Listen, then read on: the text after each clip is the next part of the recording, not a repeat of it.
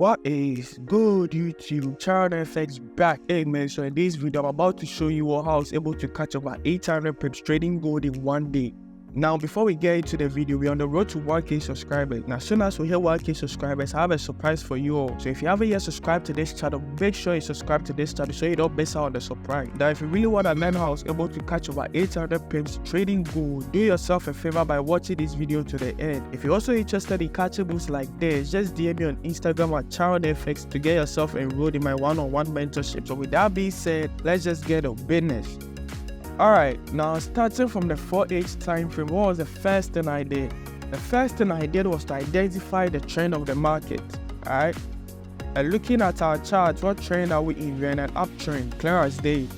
We are in an uptrend. Now after we've identified our trend, what was the second thing I did? The second thing I did was to identify our market structures. What did I say we did? The second thing I did was to identify our market structures. So now let's get into the charts and let's identify our market structures together. Now starting from here, what do we have here? Price created a higher high, came back down to create a higher low, went back up to create a new higher high. Why is this a higher high? Because this high broke above its previous or higher high, thereby creating a new higher high. So after price created this higher high, what was the next thing price did? The next thing price did was to come down to create a new lower high.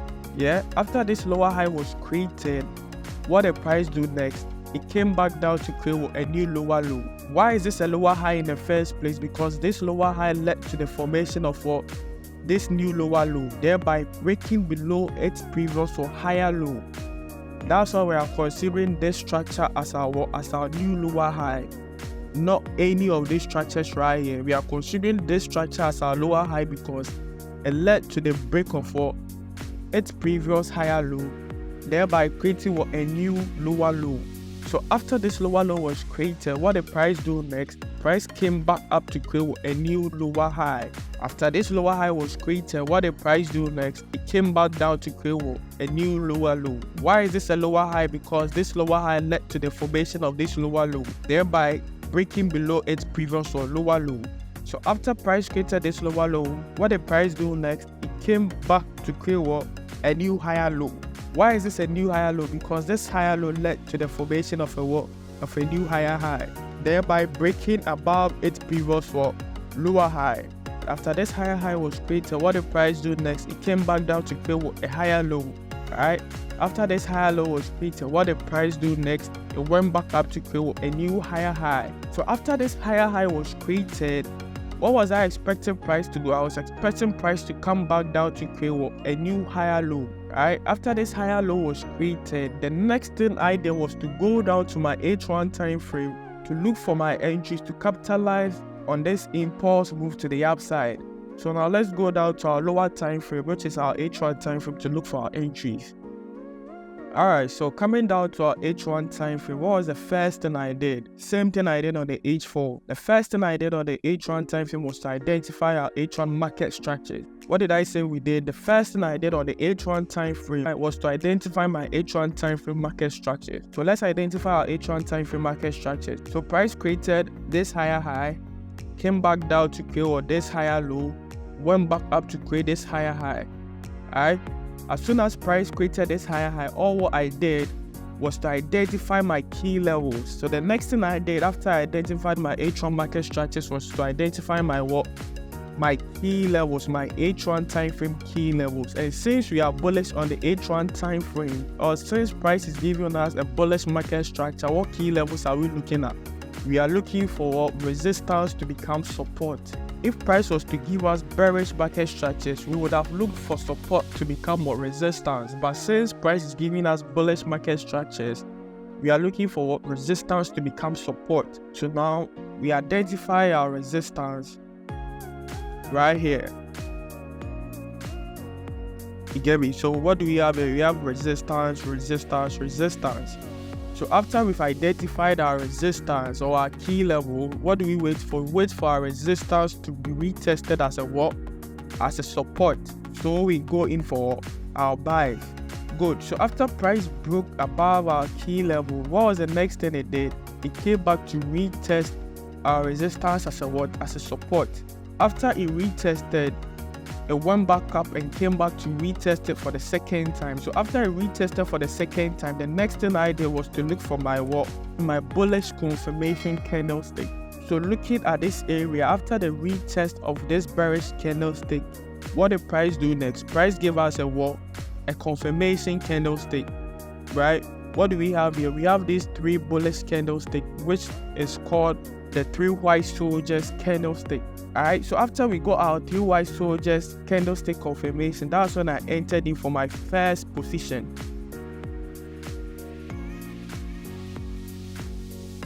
Place my stop loss below the first retest.